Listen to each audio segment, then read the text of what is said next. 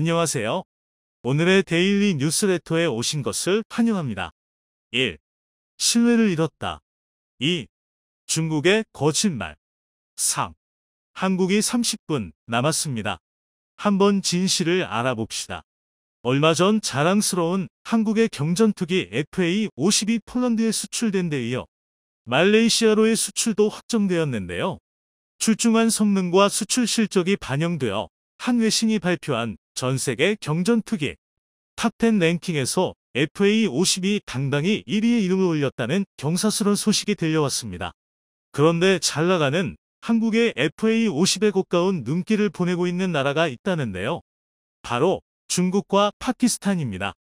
자신들의 합작 경전투기 JF-17이 세계 최고라고 자부하고 있기 때문이네요. 과연 이들이 도대체 무슨 자신감으로 이런 태도를 보이고 있는 것인지 한번 자세히 알아보겠습니다. 파키스탄의 자금으로 중국이 개발한 JF-17은 사실 한국의 FA-50과 유사한 장점을 가지고 있습니다. 봉급 대비 우월한 스펙에 더해 가격까지 싸서 가성비가 아주 좋다는 점이죠. 다만 제2세계에 속한 중국과 제3세계에 속한 파키스탄이 제조한 만큼 방사한 시장을 선도하는 서방 세계에서 채용되기는 매우 힘들다는 차이점이 있는데요. 그 대신 그들의 시장 내에서는 JF-17은 상당히 매력적인 상품이라고 합니다. JF-17은 비슷한 성격의 경전투기인 FA-50이나 테자스 대비 최고 속도, 작전 반경, 엔진 출력, 레이더 성능에서 우위를 점하고 있고 FA-50이 아직 획득하지 못한 공대함 공격 성능까지 갖추고 있습니다. 그러면서도 블록 2 기준 약 2,500만 달러라는 파격적인 가격을 자랑하는데요. 중국과 파키스탄이 자부심을 갖는 것도 어느 정도는 이해가 되는 정도입니다. 그래서 실제로도 파키스탄 사람들에게 JF-17은 국가적인 자랑거리 그 자체라고 하죠. 오죽하면 미국의 탑건을 베껴서 JF-17로 인도의 전투기를 때려잡는 영화까지 만들었다고 하는데요. 이 영화는 2억 파키스탄 인구의 절반이 관람한 유례없는데 히트를 쳤고 개봉 후 파키스탄 공군 조종사 경쟁률도 역대 최고치를 찍었다고 합니다. 게다가 영화의 개봉 직전 인도와 파키스탄 사이에 분쟁이 일어나 거기서 JF-17이 인도군 전투기를 격추했다는 소문까지 퍼져 영화는 더더욱 흥행했죠. 하지만 그 이면에는 새빨간 거짓말만이 가득했습니다.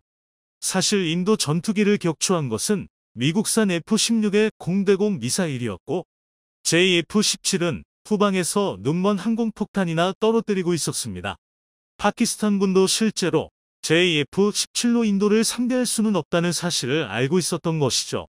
JF-17은 파키스탄이 기존 운용하던 중국제 전투기 J-6과 중고 미라지 전투기를 대체하기 위해 탄생했습니다.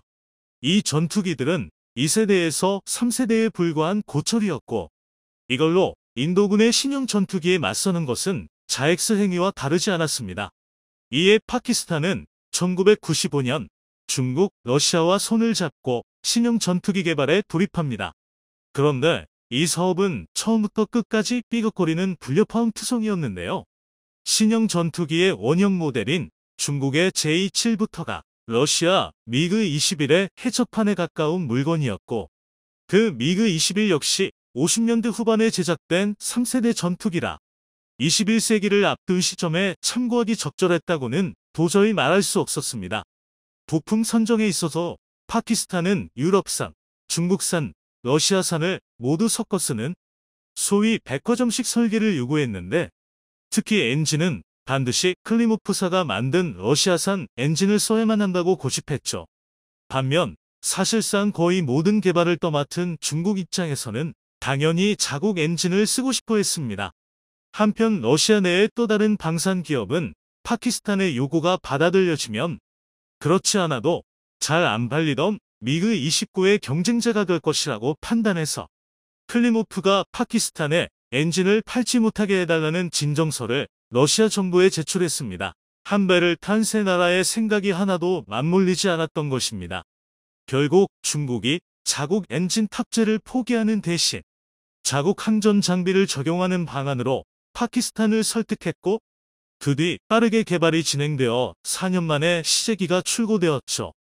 그래도 이 시점만 해도 JF-17의 스펙과 가성비에 감히 도전할 상대는 없어 보였습니다. 경전투기인데도 중형급 수준인 무장 탑재량을 자랑하며 그럼에도 준수한 기동성을 발휘했고 1,500만 달러에 불과한 가격은 충격적인 수준이었습니다. 당시 F-16의 최신형이 7천만 달러를 가볍게 넘겼다는 것을 생각해보면 말도 안 되는 헐값이었던 것입니다. 하지만 그 처참한 실체가 머지않아 차차 밝혀집니다. JF-17의 가장 큰 문제는 미그 21이라는 원형 자체가 너무 오래된 플랫폼이라는 점이었습니다. 기수가 쇼크콘 구조라서 크기와 출력이 그 성능을 결정하는 레이더를 집어넣기에는 너무 불편했고 기체 내부의 여유 공간도 좁아서 첨단 전자장비를 탑재할 여력이 거의 없었죠. 그런데 파키스탄은 국산 무기라는 환상에 도취되어 F-16을 상당수 보유하고 있었음에도 이런 JF-17에 필요 이상으로 집착했고 차라리 F-16 전력을 강화하면 좋았을 것을 중국과 손을 잡는 바람에 더더욱 궁지에 몰리게 되었습니다. 파키스탄의 고집으로 JF-17에 탑재했던 러시아산 엔진은 추력, 신뢰성, 연비 모든 면에서 낙제점인 하자품이었습니다. 그것도 모자라 극심한 매연 문제까지 달고 있었죠. 개발을 맡은 중국은 초도 비행에서부터 매연 문제가 대두되자 이를 과감한 설계 변경으로 해결하려고 했습니다. 자국산도 아닌 항공기의 설계 변경은 더 신중한 고민을 통해 결정했어야 할 문제지만 중국은 JF-17을 만들어주기는 했어도 자기들이 쓸 생각은 추호도 없었기 때문에 무책임한 결단을 내립니다. 아니나 다를까 이것이 기체 전체의 구조 강도에 문제를 일으켜 온갖 기상천외한 트러블이 터져나오기 시작합니다. 기체 이곳저곳에 금이 가는 일은 부지기수였고 정기적 오작동으로 후방 좌석이 제멋대로 사출되지를 않나.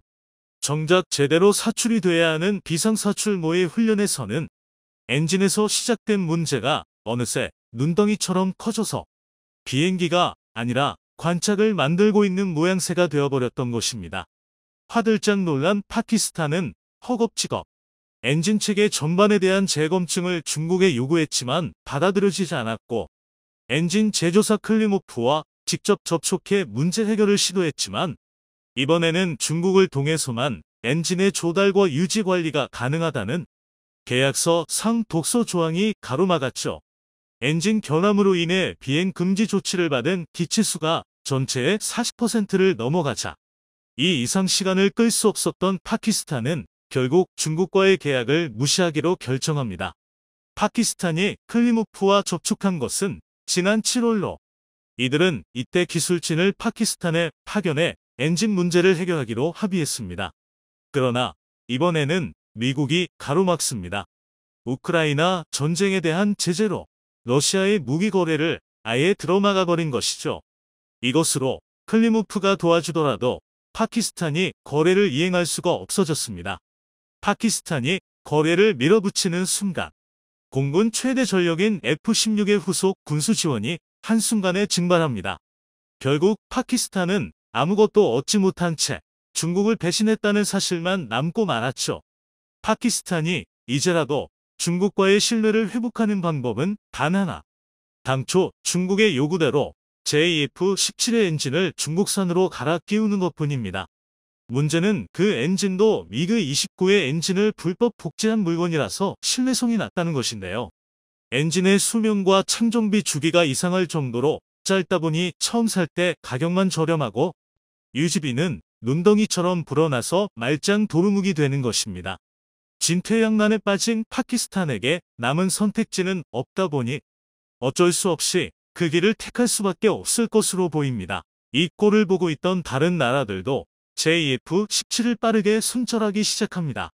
영국산 사출 좌석 때문에 서방 무기를 사기가 어려웠던 아르헨티나는 계약 성사 직전까지 갔다가 돌연 철회 의사를 표명 후 인도의 테자스 도입을 검토 중이고 나이지리아도 3대 정도 사서 써보더니 문제가 있음을 알아채고 M346으로 빠르게 갈아탔습니다.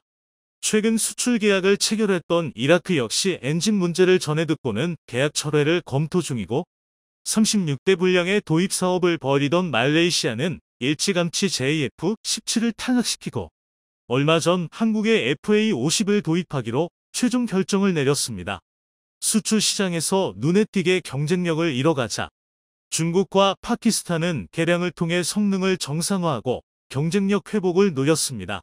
중국 제2사를 장착하고 장거리 공대공 미사일을 통합해 블록 3에 도달한 현재 JF-17은 어찌저찌 4.5세대에 해당하는 성능은 갖췄을 것으로 보이지만 그 반대 급부로 가격이 어마어마하게 솟구쳤습니다.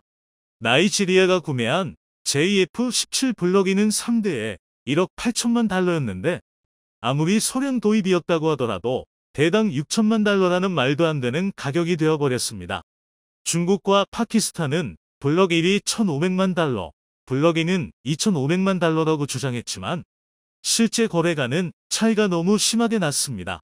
이 돈이면 F-16, FA-18, 그리펜 등 멀쩡한 전투기까지도 구매할 수 있으니 가격 경쟁력이 아예 없는 것이죠. 그런데 이 블록 2보다도 값나가는 개량을 잔뜩 추가한 데다가 확정 발주 물량은 50대에 불과한 블록 3은 6천만 달러보다 비싸면 비싸지 살 수는 없을 것입니다. 해외 매체 오토 저널리즘에서는 세계 10대 경전투기라는 기사에서 현재 무기 시장에서 가장 경쟁력 있는 경전투기 기종 10대를 선정했는데요. 이 랭킹에서 FA-50은 1위를 한 반면 JF-17은 아예 이런 방구조차 언급되지 않았습니다. 5위에 중국 훈련기의 15의 수출판인 제2의 12 이름을 올리고 있는 것으로 보아서 해당 랭킹이 서방의 무기만을 다루는 것은 아닌 게 확실하고 9위와 10위는 제트기조차 아닌 프로게임을 생각하면 해외 수출 시장에서 JF-17은 하나의 선택지조차도 될 수 없다는 것을 알 수 있습니다. 그런데도 중국은 이 고철 덩어리를 팔겠다고 나서고 있으며 파키스탄은 자국 전투기라며 추앙하고 있는 모양새라기가 찰 노릇입니다. JF-17을 포함해서 중국이 만든 무기에 믿지 못할 성능은 하루 이틀 구설수에 오른 것이 아닙니다. 한국은 이제 북한을 넘어 중국과의 전투를 상정하고 무기를 만들고 있는데요. 적성국인 중국의 무기를 과소평가하는 것은 바람직하지 않겠지만 그렇다고 해서 두려워 알 필요는 없을 것 같습니다. 대지와 하늘을 잇는 흰 기둥이 솟아오릅니다. 얼마 전 성공적으로 발사된 한국의 로켓 누리호의 발사가 생각나지만 꿈과 희망을 담고 우주로 향하는 게 아닌 아기만을 담고 대만을 향해 발사된 중국 로켓의 연기입니다. 미국 펠로시 하원 의장의 대만 방문에 대한 중국의 군사적 위협이 계속되고 있습니다. 중국군은 대만을 향해 포격 훈련을 진행했고 중국 항모전단이 대만 해역을 봉쇄했습니다. 대만 역시 이에 맞서오는 9.1 포사격 훈련을 예고해 군사적 긴장감이 이어지고 있는데요. 중국은 펠로시 의장이 대만에 이어 한국을 방문하자 이번엔 서해 인근에서 군사훈련을 진행하며 한국에까지 군사적 위협을 감행해왔습니다. 중국과 대만, 미국 어느 쪽이든 한 발만 잘못 내딛어도 곧바로 전쟁으로 이어질 수도 있다는 위기감 속에서 팽팽한 대치가 이어지고 있습니다. 새로운 대전쟁의 가능성이 보이기 시작한 지금 한국은 언제 불붙을지 모를 화약고의 한가운데 있는 형국입니다. 서해상에서 이루어진 중국의 위협에 국방부는 기존 진행 중이던 한국형 사드, 캠드 추진을 가속화하겠다고 발표하며 북한이든 중국이든 어떤 나라의 미사일이라도 막아내는 것은 물론 공격의 근원지를 날려버려 한반도로 향할 공격을 원천 봉쇄하겠다는 포부를 밝혔는데요. 한국군의 호언장담에 어떤 근거가 있는지 자세히 알아보도록 하겠습니다. 과거 한국은 북한의 미사일 위협에 맞서 중국의 반대에도 불구하고 사드를 설치했었습니다. 그렇지만 한반도 환경에서 사드만으로는 완벽한 방어가 불가능하다는 사실을 알게 된 국고는 한국형 방공 미사일 방어체계 캄드코리어 에어앤 미사일 디펜스의 개발에 돌입했었습니다. 한반도 전체를 뒤덮는 철의 장막을 만들겠다는 계획이었습니다. 캠드는 한 개의 무기로 이루어진 방공체계가 아닌 고도별 미사일, 포탄에 대응하기 위해 여러 개의 무기체계를 통합 운용하는 방식을 의미합니다. 이를 위해 각 고대, 결, 대공무기가 개발되고 있는데요. 가장 대표적인 대공무기로 미군에서 개발한 종말고고도 지역 방어체계 사드세드가 있습니다. 탄도탄만을 겨냥해 개발된 방어체계로 최대 사정거리 200km 안에 40에서 150km 고도 내의 목표물을 요격하는 게 가능합니다.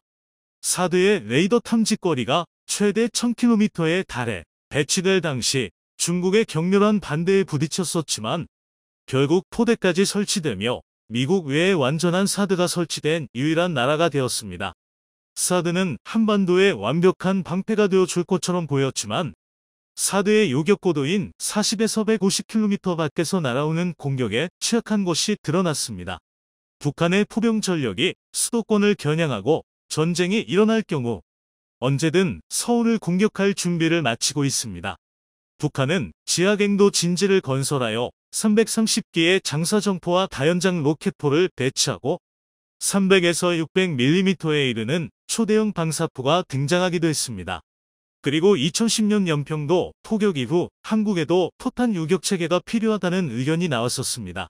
낮은 고도로 날아오는 수백 발의 포격을 막기에는 사대의 요격 시스템만으로는 불가능한 일인 것으로 판단한 국군은 이스라엘의 아이언돔에서 영감을 얻어 일명 한국형 아이언돔 장사 정포 요격 체계 램드의 개발에 들어갔었습니다. 밤하늘에 별들의 전쟁이 펼쳐졌습니다. 지하드의 미사일 공격을 이스라엘의 미사일 요격 체계 아이언돔이 막아내는 모습입니다. 지난 5일 이스라엘의 공습으로 팔레스타인 이슬람 지하드 PG의 고위 지휘관이 사액스하자 이에 대한 보복으로 예루살렘을 향해 600발의 미사일을 발사했습니다. 비처럼 쏟아지는 미사일을 막기 위해 아이언돔은 밤낮을 가리지 않고 불을 뿜어내고 있습니다. 이처럼 국지적인 미사일 공격과 포격의 방어에 효과적인 아이언돔의 도입 역시 고려됐었으나 한반도의 환경에 적합하지 않다고 판단, 한국형 아이언돔의 자체 개발에 들어갔었습니다. 그리고 올해 2월 한국형 아이언돔 램드의 시험 발사에 성공했습니다. 개발에만 2조 8,900억 원이 투입된 램드는 양산되어 수도권 및 주요 방어 목표 일대에 배치될 예정인데요. 이사 능동 위상 배열 레이더를 사용해 거리 40km 고도 10km 이하의 방사포탄과 탄도 미사일을 정확히 탐지하고 한 번에 100발 이상의 적 포탄이 동시에 날아와도 추적 가능한 대공 무기체계입니다. 미사일 발사대 일대에 요격 미사일 16발이 탑재되는데 완편된 램드 시스템은 총 192발의 요격 미사일을 탑재하고 최고 9개의 원제된 램드 시스템이 만들어진다고 하는데요. 총 1728개의 요격 미사일이 한반도에 배치되는 것입니다. 현재 램드에 탑재될 해공 함대공 미사일의 한 발당 가격은 10억 원이지만 개발사인 LIGS1에서는 3D 프린터 기술 등의 도입을 통해 가격을 현재의 절반으로 낮춰 대량 양산할 계획이라고 합니다. 램드는 2035년 완성을 목표로 하고 있었지만 국방과학연구소는 6년 앞당긴 2029년까지 개발 완료하겠다고 밝혔습니다. 2024년을 목표로 하고 있던 장거리 지대공 유도무기 LSM 역시 같은 달 시험 발사를 성공적으로 마치며 완성 단계에 도달했다는 것을 보여주었는데요.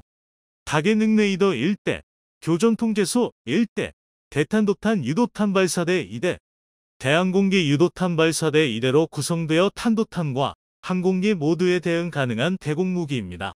영상 속 부유 시험에서 보듯 고고도에서 정교한 궤도 수정을 통해 적 IVM을 요격하는 게 가능합니다. 한반도 방공망의 한 축으로 자리 잡을 차세대 이지스 구축함 정조대왕 함 역시 얼마 전 진수식을 마쳤었는데요.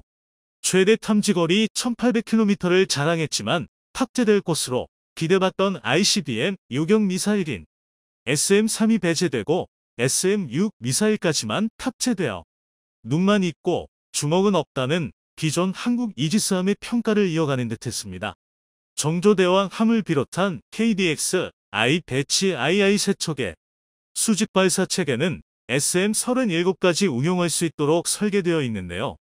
이 때문에 최대 사거리 2500km 요격고도 900km에 달하는 탄도 미사일 방어 함대공 미사일 SM-3이 정조대왕 함에 탑재되어 북한의 ICBM, SLBM을 차단해 줄 것으로 기대받았었습니다.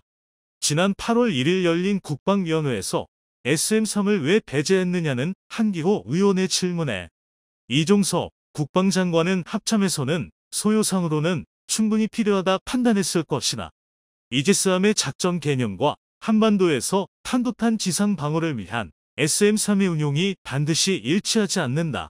그래서 운용 순위와 작전 운용 개념을 고려해 SM-3에 대한 전력화 속도를 조정 중이다라고 답변했는데요.